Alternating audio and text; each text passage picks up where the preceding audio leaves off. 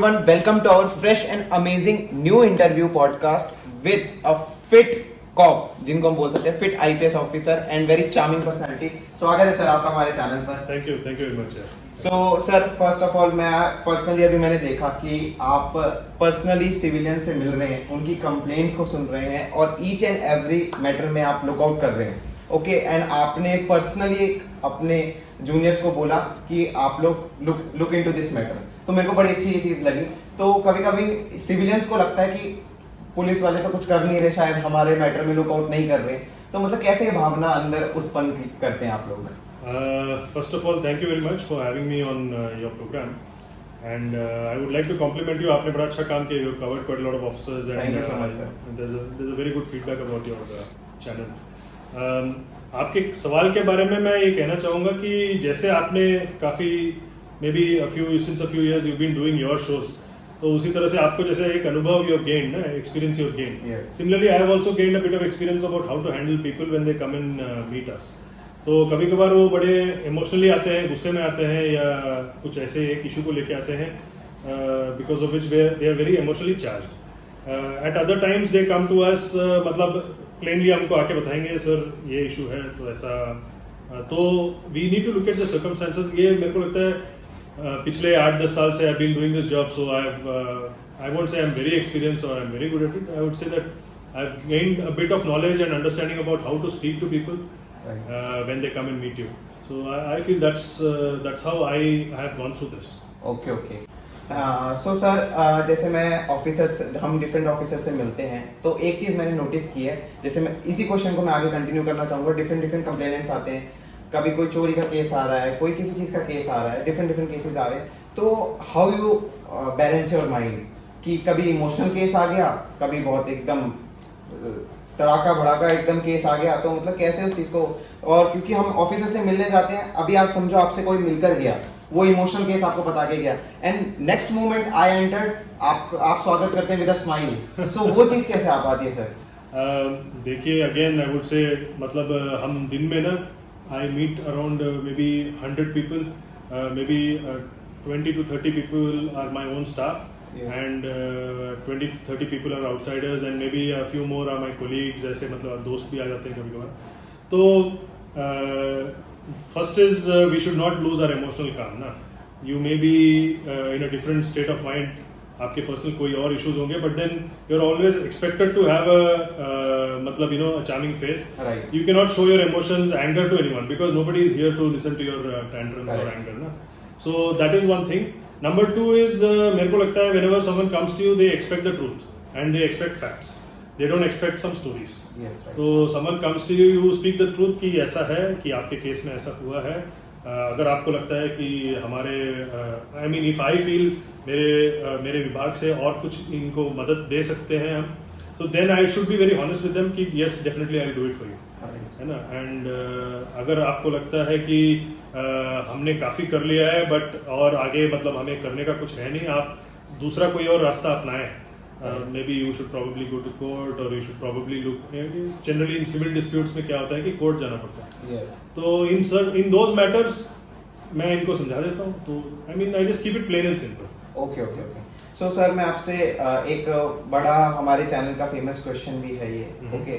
सो मैं आपसे पूछना चाहूँगा, आपका फर्स्ट डे आपका सर्विस का सबको याद रहता है, वो कैसा गया था और क्या फीलिंग थी आपके माइंड में?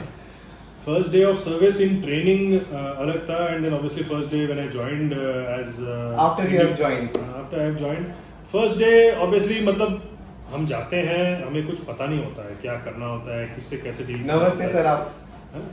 I was very nervous. Obviously मतलब रात को मतलब नींद आ जाता है, सुबह जल्दी उठ जाते हैं. तो क्या करना होता है, यू आर जस्ट फिजिटिंग. तो सुबह गया, तो फिर आई ज्वाइंड एंड देन उसके बाद मेरे ऑफिस के मैं I got the independent charge of an SHO. है ना, हमारे ट्रेनिंग के समय में हम SHO बनते हैं पहले. तो तब हमारे स्टाफ आए, मिले, तो बाकी हमारा जो पुलिस स्टेशन है वो कैसे चलता है वो मैंने समझा. तो उसके बाद मैंने समझा कि हमारे थाने में लोग कौन हैं और पब्लिक किस तरह के पब्लिक आते हैं. और इनफैक्ट मैंने मेरा करियर शुरुआत किया केरला से, तो वहाँ लैंग्वेज भी अलग था. तो लैंग्वेज का भी बड़ा बैरियर था. तो these are certain things, certain challenges I face. So over a period of time क्या होता है कि फर्स्ट 1 or 2 months चैलेंजिंग होता है because you are in new state, you are in a new culture, new society, तो then you get use to it, you start learning things and उस situation को you adapt to that situation. Yes.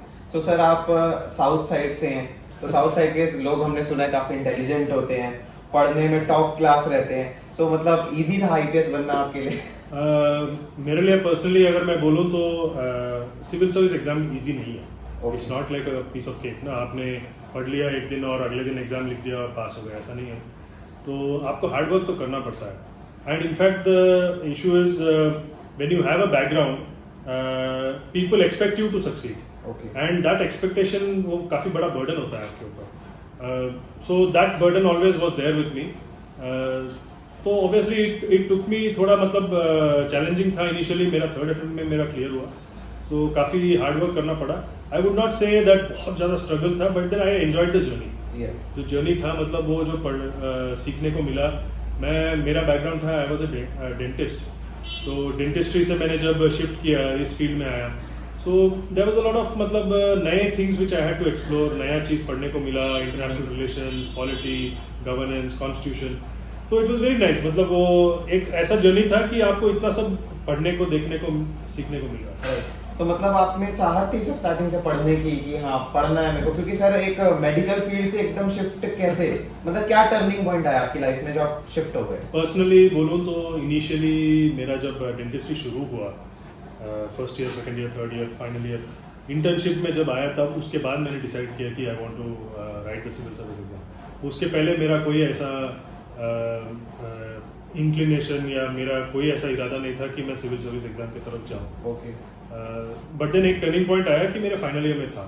तो final year में क्या हुआ कि जब मेरा प्रैक्टिकल का एग्जाम हुआ, then I failed my practical exam, not because of any issues with merit, it was because of certain politics. So and then I had to go to High Court, and then I got an order saying that what the exam which was conducted was wrong. So probably exam को फिर से conduct करना चाहिए, तो exam reconduct हुआ, within 1 month I passed again. So वो जो episode था, उससे I felt maybe I did not belong here. I belong, my calling is somewhere else. Okay. कि I can push the limits, I can work hard because मेरे marks जो थे बड़े अच्छे थे, I was like one of the toppers in college. Okay. तो मेरे को लगा कि this environment is only going to मेरे को दबा के रखेगा। तो if you really want to understand your complete potential, तो you should probably push the limits. तो मैंने वो किया, and I would say luckily for me मैंने सिविल सर्विस एग्जाम। राइट। सो आपने आईपीएस चूज ही कर लिया था या आप मेरा फर्स्ट चॉइस था फॉरेन सर्विस। ओके। एंड जब फॉरेन सर्विस डालते हैं तो de facto, I mean by the virtue of the fact that IAS is generally out. I never wanted to be an IAS officer, to be very honest. Right. It was either foreign service or police service, and I would say I come from a police family. My father was also a police officer, so I never thought twice. जब मेरे को IPS मिला, I was very happy. मैं बोला I'm just going for training, cadre जो भी हो, I'll take care. Okay. And sir आपने जैसे साउथ के लोग होते हैं उनको लैंग्वेज बैरियर बहुत ज़्यादा पड़ता है, तो आपकी लाइफ में आपको बहुत लगा, ये फील हुआ कहीं पर कि हाँ मेरे को बहुत ज़्यादा ये चीज़ें फेस करनी पड़ रही? ग्रोइंग अप मैं नॉर्थ में रहा, न्यू दिल्ली में रहा काफ़ी Okay. समय, and I was there in Maharashtra also काफ़ी समय, तो I have lived in the south also. So as a kid जब नॉर्थ में रहते हैं तो हिंदी बोलना पड़ता है। हाँ जी। तो हिंदी मैंने आराम से सीख लिया, एंड इनफैक्ट यूपीएससी में भी मेरा जो कंपलसरी लैंग्वेज था वो हिंदी था। हिंदी था। दो my state is my home state is Karnataka, Yes. So I never had an issue with the language barrier. Okay. So sir मैं आपसे एक चीज़ पूछना चाहूँगा, कोई ऐसी एक लर्निंग जो आपने ट्रेनिंग के दौरान सीखी हो जो आप आज के यूथ को देना चाहें? ट्रेनिंग के दौरान आई वुड से one thing which I learn was discipline. Okay. है ना, टाइम पे उठना, और टाइम पे आप अपना whatever activity you want to do, physical exercise हो गया, क्लास हो गया, that is something which I learn. उसके पहले इतना अच्छा डिसिप्लिन नहीं था मेरा। And number 2 I would say what I learn was physical fitness. Okay. जो द इम्पोर्टेंस फिजिकल फिटनेस का जो महत्व होता है वो मैंने ट्रेनिंग के समय में सीखा, एंड वहाँ से मेरे को काफ़ी मोटिवेशन मिला कि I should remain fit, I should push the limits और अच्छा करें। Yes. तो एंड स्पोर्ट्स, कोई एक स्पोर्ट्स ले लो जो लाइफ भर आप खेल पाओगे। Apart from you know I also कभी कभार जिम भी कर लेता हूँ मैं। अदर देन दैट कोई स्पोर्ट भी आई पिक्ड अप, तो उसके वजह से काफ़ी मतलब it was very beneficial. So sir आप स्टार्टिंग से ही फिटनेस में रहे, क्योंकि अभी भी आप काफी फिट हैं इन सर्विस रहकर भी, इतने हैक्टिक शेड्यूल के बाद भी, so how it's possible? Initially क्या हुआ, इट वाज बड़ा एक्सपेरिमेंट किया मैंने। ओके। जब ट्रेनिंग खत्म होता है, ट्रेनिंग खत्म होने के बाद आप फील्ड में आते हैं तो आपका फिजिकल एक्टिविटी इतना ज़्यादा होता नहीं है। ट्रेनिंग के समय में आप सुबह दौड़ लेते हैं, एक्टिविटी कर लेते हैं, बट आप जब फील्ड में आते हैं तो आपका फिजिकल एक्टिविटी इतना ज़्यादा होता नहीं है। तो उसके वजह से क्या होता था, तो I use to eat the same but not workout as much, तो काफ़ी वेट गेन हो गया था। तो उसके बाद धीरे धीरे से I started understanding what is the difference in the diet I am suppose to take and what is the difference between what I am taking to take. तो थोड़ा वो एक्सपेरिमेंट किया अपने आप पे, मतलब कभी कभार ज़्यादा खाना कम खाना। तो those are the things I learned. I would not say I M perfect, तो आज भी मैं एक्सपेरिमेंट कर रहा हूँ। And as a human you also, आपके थोड़े बहुत टेम्पटेशंस होते हैं फूड को लेके ना, तो कुछ खा लेते हो, कोई त्योहार आ गया तो आई मीन वो चलता रहता है। आप थोड़े लार्जली फूडी लग रहे हैं सर मेरे फूडी तो यार मेरे को ऐसा कोई आदमी मैंने देखा नहीं है जो इंडियन जो फूडी नहीं हो। आई मीन सभी आदमी फूडी तो है, unless who is very completely जो मतलब सैलेड पे जी सकता है। I never seen a Indian doing that. आपको मतलब चाट एंड ऑल दीस थिंग्स मिलते हैं। सो आते ही सर आपने मेरे को चाट, सर ने चाट मेरे को ऑफर की थी, तो मैं वही समझ गया था कि सर थोड़े फूडी लग रहे हैं, तो मतलब क्या चीज है? नो ये आई मीन मैं मानता हूँ कि ऐसा कोई इंडियन हो ही नहीं सकता जो फूडी नहीं हो। तो you know everybody loves food in India and उसमें कोई गलत बात नहीं है, but then it should be up to the limit ना। आपका जो जितना आप खाते हैं उतना डाइजेस्ट करते हैं, तो उतना बर्न भी करना चाहिए।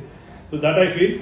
तो आपके उम्र में क्या होता है, when you are young, at a very young age your BMR is very good, मतलब आप जो मर्जी खा लो, योर एक्टिविटीज आर गुड, आप चलते रहते हैं, इधर उधर जाते रहते हैं, तो यू टेंड टू बर्न। मेरा क्या होता है कि at this age I am not very old, but then at this age you are more of a desk job, आप बैठे रहते हैं ज्यादा, एंड आपका मूवमेंट ज्यादा होता नहीं है, तो उसके वजह से आपको कभी कभार मतलब you tend to put on weight. So that is something you, that is why I try to avoid junk food. Yes. And sir आपने मेरे को अभी बताया कि अपने एग्जामिनेशन की मेरा आपका थर्ड अटेम्प्ट में क्लियर हुआ, तो आपने बीच में ऐसा नहीं सोचा कि छोड़ देता हूँ यार, नहीं हो रहा, फर्स्ट नहीं हुआ, जब सेकंड नहीं हुआ तब ऐसा? फर्स्ट अटेम्प्ट में I was very very determined, या हो जाएगा, अगर नहीं होगा तो क्या होगा, आई वाज वेरी स्कैर्ड। तो सेकंड अटेम्प्ट में भी वैसे ही था कि अगर नहीं होगा तो मैं क्या करूंगा करके डर डर के मैं एग्जाम के लिए तैयारी किया। थर्ड अटेम्प्ट, जब सेकंड अटेम्प्ट में मेरा मेंस में नहीं हुआ, तो third attempt when it came to the third attempt, तो तब मेरे को लगा यार नहीं होगा तो नहीं होगा, what's the big deal, I mean but at least I should not be afraid. तो I took out that fear factor. Okay. तो जब वो फियर फैक्टर चले गया, तो देन यू नो आपका आधा माइंड जो डिस्ट्रैक्शंस में जाता है कि यार अगर नहीं होगा तो क्या होगा, तो उसी में आप घूमते रहते हैं। तो वो that factor went out, and उसके वजह से बड़ा मेरा परफॉर्मेंस इम्प्रूव हुआ। एंड सर आपने, मैंने सुना था कि और पढ़ा भी था कि आप कुछ मार्क्स से रहे हो, कभी 6 मार्क्स कभी 20 मार्क्स इस टाइप से, तो सर मतलब उस मोमेंट पे कैसे उठे एक स्टूडेंट दोबारा?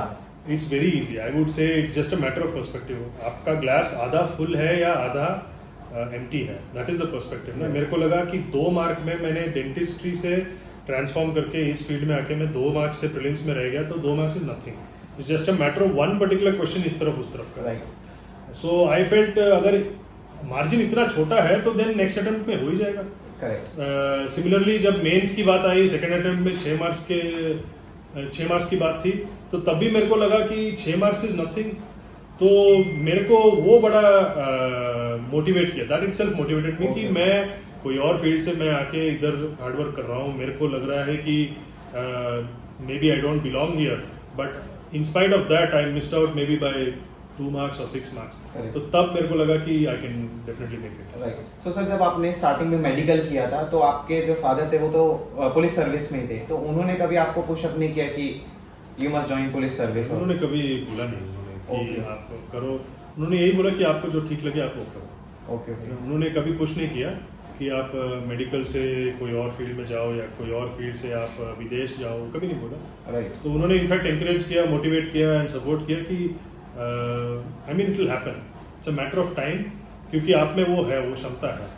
तो that kind of positive motivation आपको फैमिली और फ्रेंड से मिलता है, तो that is very important. Yes. So sir एक स्टूडेंट के लिए काफी सारे स्टूडेंट्स को ऐसा लगता है कि यूपीएससी करना है तो सब कुछ पढ़ना पड़ेगा, इधर से भी ले लो इधर से भी ले लो, क्या ये सच है या ये मिथ है? It's totally a myth. Okay. Instead of reading 20 books, I would say you read one book 20 times. Okay. So that is the difference in what you are preparing for UPSC. UPSC के standard books हैं, polity के लिए, geography के लिए. अभी तो मुझे काफ़ी टाइम हो गया, तो अगर अभी भी मैं बोलूँगा तो डी बासु है, गो चेंग लियोंग है, ज्योग्राफी के लिए, NCERTs, all these books are there. Okay. तो अगर ये बुक्स तो आपको डेफिनेटली पढ़ना है. इसके अलावा आप 5 और किताब लेके पढ़ेंगे तो आप याद नहीं रख पाएंगे. You will get jumbled with the facts, क्योंकि एक किताब कुछ बोलेगा, दूसरा किताब कुछ और बोलेगा. तो अगर उसी किताब को आप 5 बार पढ़ेंगे तो you will be able to मतलब remember the facts. So that is the difference between a person who does smart study and who does too much of study and then probably he is confused. Okay. And sir आपने coaching ली थी या घर self study? मैंने initially first year में मैंने थोड़ा बहुत बैंगलोर में कोचिंग लिया. Okay. उसके बाद आई डिड सेल्फ स्टडी. तो मीन सेल्फ स्टडी से भी क्रैक किया जा सकता है? सेल्फ स्टडी से बिल्कुल हो सकता है, बिकॉज बैंगलोर में मैंने जो कोचिंग किया था उस समय मेरे को 1 घंटा लगता था कोचिंग इंस्टीट्यूट जाने के लिए, 1 घंटा लगता था कोचिंग इंस्टीट्यूट वापस आने के लिए. I used to be very tired. वहाँ से जाता था और वापस आता था तो waste of time, waste of energy. And then वहाँ पर 3-4 अलग किस्म के लोग मिलते जो बोलते यही सवाल आएगा और यही होने वाला है. मैंने पिछले बार दिया, मुझे पता है. तो ऐसे लोग आएंगे तो बोलेंगे यार बहुत मुश्किल है एग्जाम, और तीसरा बोलेगा यार मेरे से तो हो जाएगा, आई विल बी IAS, मैं तो ये बन जाऊंगा, मैं तो वो बन जाऊंगा. So you get a lot of characters, na? Correct. I'm not saying maybe they did not clear or whatever, but then that distracts you. Sometimes that demotivates you. Correct. And sometimes you feel maybe you don't belong to the competition. And इतने सारे लोग होते हैं, एक class में around 100-200. आप पीछे मुड़ के देखेंगे तो इतने सारे लोग हैं, आपको लगेगा यार मतलब इनको सब मतलब इनसे आगे बढ़ के मैं कैसे एग्जाम क्लियर करूँगा. Sometimes that is demotivating for a candidate. So मेरे को लगा कि coaching institute was not really a factor. Okay. Mean self study से भी इजीली क्रैक. एंड सर आजकल तो इतना सारा YouTube पे सर्च करो तो बहुत मटेरियल है आजकल बच्चों के पढ़ने के लिए. In fact there is too much and I would not say that सब कुछ पढ़ने की जरूरत है. हर एक मैगजीन को पढ़ो, वैसी जरूरत है ही नहीं. राइट. एक पर्टिकुलर मैगजीन पढ़ लो, आप कॉन्सेप्ट क्या है समझ लो, एक पर्टिकुलर इशू का प्रोज कॉन्स समझ लो, एडवांटेजेस डिसएडवांटेजेस समझ लो, उसको अच्छे से लिखने का तरीका समझ लो. और लिखने का तरीका का एक प्रैक्टिस कर लेना. तो कैसे लिखेंगे, कैसे आंसर को फ्रेम करेंगे, 200 वर्ड्स में कैसे लिखेंगे, इंट्रोडक्शन कंक्लूजन कैसे बनाएंगे. तो अगर वो आप मास्टर कर लेते हैं तो then the exam is simple. तो सर आपने अपने जो स्टार्टिंग के जो फेलियर्स थे, फर्स्ट अटेम्प्ट, सेकंड अटेम्प्ट और थर्ड अटेम्प्ट में आपने क्लियर किया, तो आपने क्या कोई लर्निंग ऐसी सीखी हो जो आप आने वाले एस्पिरेंट्स को बताना चाहें?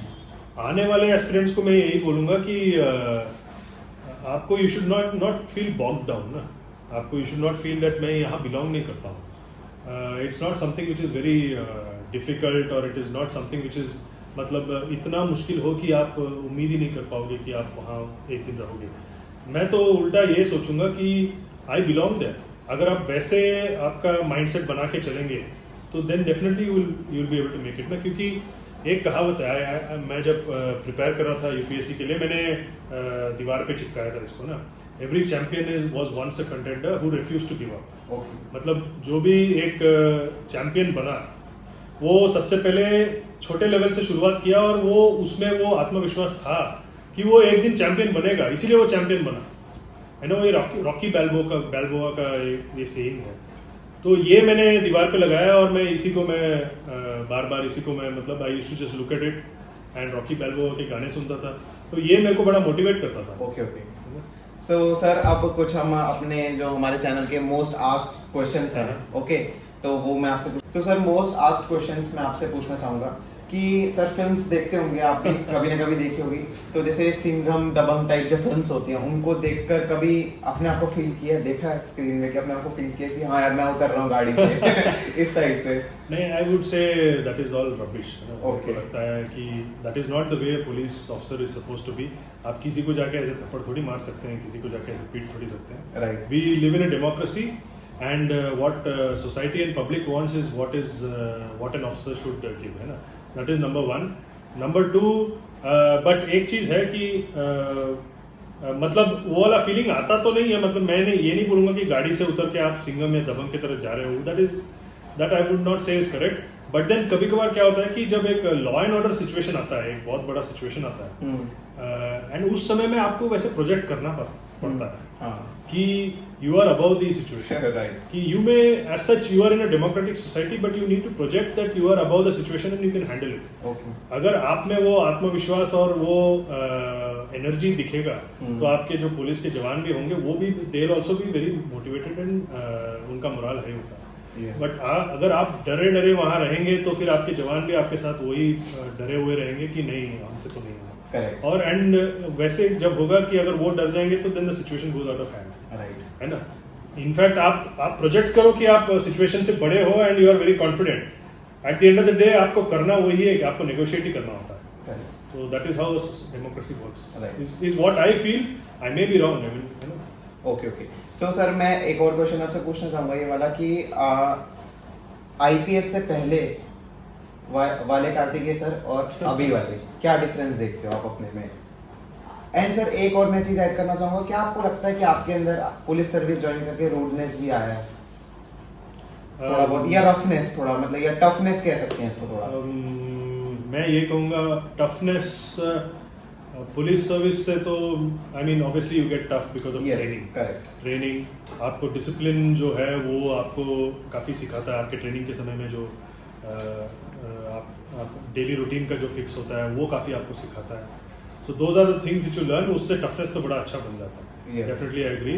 एंड बिफोर एंड आफ्टर का डिफरेंस अगर आप पूछेंगे मुझे तो मैं ये कहूँगा कि अर्लियर प्रोबेबली मैं इतना डिप्लोमेटिक नहीं था। Now I try to be slightly more diplomatic. Earlier I was obviously when you are young you are little brash, तो अभी may be I try to be less brash and you know I try to be less more polite and you know diplomatic. Okay okay.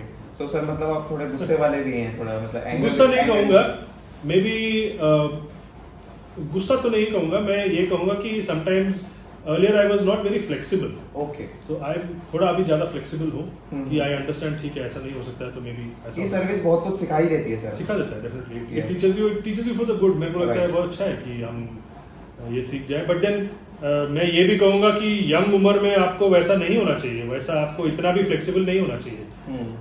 अगर मैं इतना भी flexible होता तो may be I would have not cleared the civil service, है ना। तो rigid था मैं, अपने इस पे अड़ा हुआ था कि नहीं मैं करूँगा, तो उसी वजह से मैंने क्लियर किया। But then as life progresses you probably learn new things and that you need to understand. Correct. So sir as आपकी लव मैरिज हुई है, right?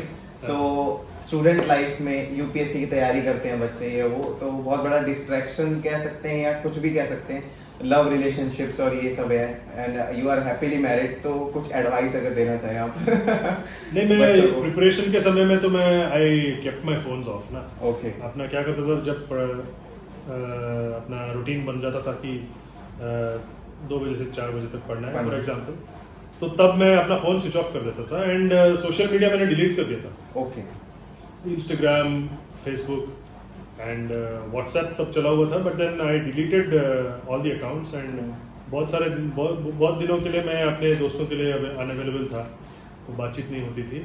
So that much of sacrifice तो करना पड़ता है आई वुड से, अगर आपको यूपीएससी क्लियर करना है तो। सो जो तैयारी कर रहे हैं और इन रिलेशन है तो वो कैसे मैनेज करें उस चीज को?